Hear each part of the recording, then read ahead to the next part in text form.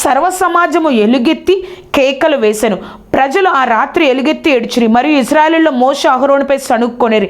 ఆ సర్వ సమాజము, అయ్యో, ఐగుప్తులో మేమేమి చావలేదు, ఈ అరణ్యంలో మేమేలా చావలేదు, మేము కత్తివాత పడినట్లు యెహోవా మమ్మును ఈ దేశంలోనికి ఎలా తీసుకువచ్చెను, మా భార్యలు మా పిల్లలు కొల్లపోదురు, తిరిగి ఐగుప్తులకు వెళ్ళుటకు మాకు మేలు కదా అని వారితో అనిరి.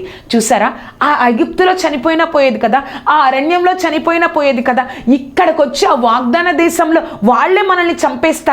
వారి జ్ఞానంతో వారి శక్తితో చూస్తున్నారు, ఎలుగెత్తి ఏడ్చారంట. ఇప్పుడు ఎంత గొప్ప కార్యాలు చేసి ఐగుప్తు నుంచి తీసుకొస్తే ఆ వెళ్ళిన 12 మందిలో 10 మంది ఆ యొక్క చెడ్డ సమాచారం చెప్పినందుకు ఆ ఇశ్రాయేలు ప్రజలందరూ ఎలుగెత్తి వేడ్చారంట. మనము కూడా మన యొక్క జ్ఞానంతో మన యొక్క శక్తి మీద వాగ్దానం నెరవేర్చబడాలని మనము కూడా ఆ విధంగా ఉంటే మనకి ఈ లోకంలో దుఃఖమే మిగులుతుంది.